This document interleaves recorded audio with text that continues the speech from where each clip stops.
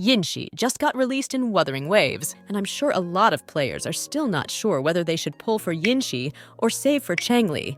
Well, let's be honest. We all know that you pulled for the best character, Mommy Yinlin, so you're probably just going to save for Changli.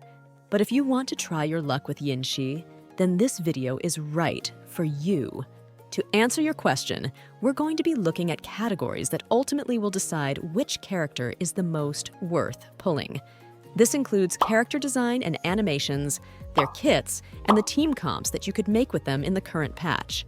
With that, let's get into the video.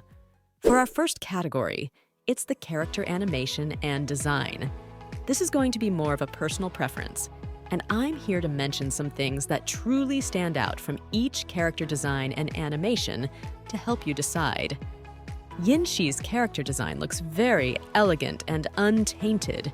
It is very easy to say that many players will like the design of Jinshi since it suits her very well. Part of her character animation is Jue, the dragon sentinel of the region of Jinzhou. And I have to say that this dragon's animation adds so much more to the coolness of Jinshi, like she basically uses the god of their region to battle. Her attacking animations include Jue and make her float in the air while fighting, which looks very smooth. Her ultimate also looks very intimidating and elegant at the same time. On the other side, Changli, the mentor of Jinshi, boasts a very attractive character design. Her design has this charm, if you know what I mean. This is my and many others' weakness, and I know that I'm not alone here. That doesn't mean that you should pull for her just because of this, because we all have our preferences. But for me, this alone makes her a win for me. To add more to that, Changli's skill uses a red feather from her phoenix. Just like her student, she can also fly and attack in the air. Her ult makes her look even more attractive. With that all explained, it is not a surprise why it is a tough choice for our players, especially for us who are free to play to choose who we want to pull. This definitely just comes down to preference, and in my case, I would have to choose Changli on this aspect.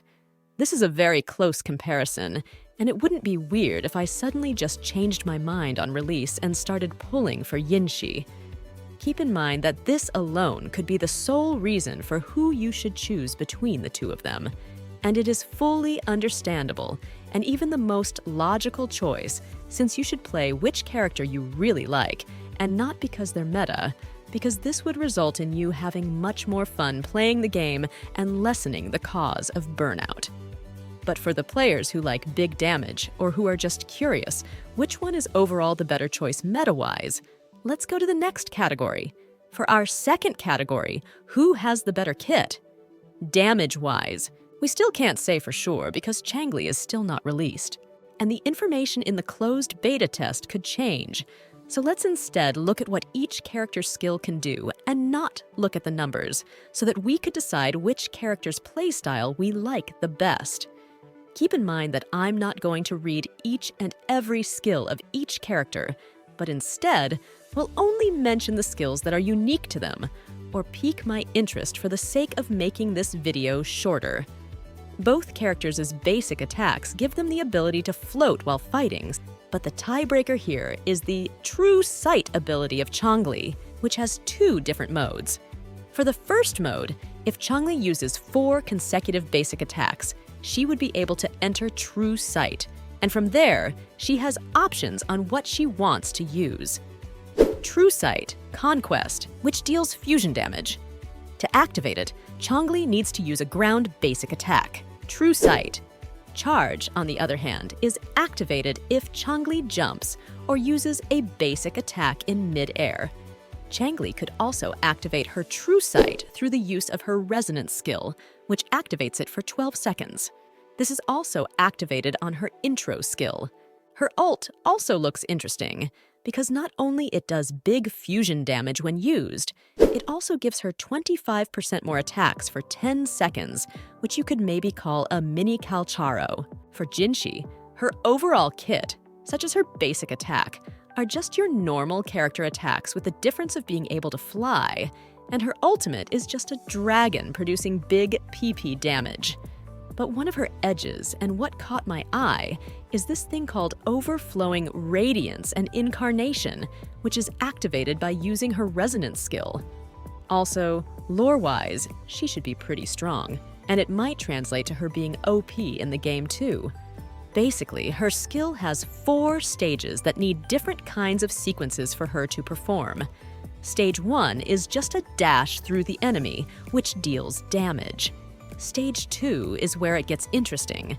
She needs to perform 4 basic attacks, and her skill will light up, giving you the signal that Stage 2 is ready to pop. Once popped, it will deal damage and transform you into Incarnation, where Jinshi would have this horn on her forehead. In the Incarnation stage, which is Stage 3, she would have this skill where the dragon would send her enemies airborne, and after 4 consecutive attacks, her skill would reset, leading you to Stage 4, where Jiwei would obliterate her enemies with his laser. Looking at this, most of the time, at least in my experience playing video games for years, the more complicated a character is, the more damage it produces than a character who could be played by just clicking random buttons. Since we still don't know the damage multiplier of Changli, all we could do is speculate. With all that mentioned, it is looking like Jinshi will be more focused on dealing quick, big damage, while Changli is going to be dealing damage over time through her ult. Whoever you prefer and think is perfectly fit for your playstyle is who you should choose. Before we go to our third and last category, don't forget to leave a like and a sub on the video if you're enjoying it so far. Come on, do it. I'm forcing you. For our third and last category, what kind of team can you form with these two? Let's first start with Jinshi. The best team that I could build for her in the current patch is to put her in with Tachi and Mortefi. Tachi's outro skill has the ability to amplify the damage for a whopping 38% of Jinshi's resonance skill damage. And this skill is where we get her incarnation and overflowing radiance. And with Tachi's outro, this would put it up to greater heights. And since almost all of Jinshi's attacks are counted as skills, there's no doubt that Tachi is the greatest support for her in the current patch. For Jinshi's sub-DPS at the current patch, Mortefi is the best for her. There is no doubt that in the current patch, Mortefi's ultimate is one of the best ultimates in the game for a sub-DPS. And his outro skill could also support Jinshi's heavy attacks, increasing her damage by 38% when activated. For Changli, the current best team for her is Mortefi and Janshin. Since you need to hit the enemies for 10 seconds to fully utilize Changli's ultimate because of the 25% increased damage, this would be perfect for Mortefi. Not only does his outrow skill give extra heavy damage, but his ultimate also requires the swapped character to hit the enemy for it to be fully utilized. Yinlin can also be used, but her outro skill gives an electro damage bonus, which is wasted on Changli since her element is fusion. What's useful for Changli is the plus 25% damage on her resonance liberation that Yinlin gives out when she's swapped out. You could also use Sanhua, since she gives out 38% damage amplification on Changli's basic attack. You could use any of the characters mentioned as your sub-DPS, but I think that Mortefi is the best because of his ultimate ability to do additional damage, even though he is off the field.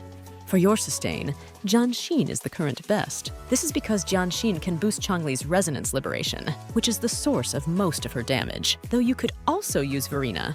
I think that the resonance liberation boost from Janshin is still best for Changli. On the team comp category, I think that at the current patch, whichever one you pull, you would have a great team that could truly support and bring out the best out of the two characters. Because of that, it is a draw for me on the team comp aspect. At the end, if you're still confused on who to pull, please go back to the first category and choose whichever design or animation you like most, because I think that both of them could become a great source of damage. If whichever one of them has 3 to even 10% more damage than the other one, I think that it is still not worth sacrificing your preference for 10% of damage, unless you're a real hardcore gamer who doesn't care about design and is all about the numbers. I hope that I helped you answer your question and gave you some information that could help you decide on whichever one you want to pull. With that, see you in the next video.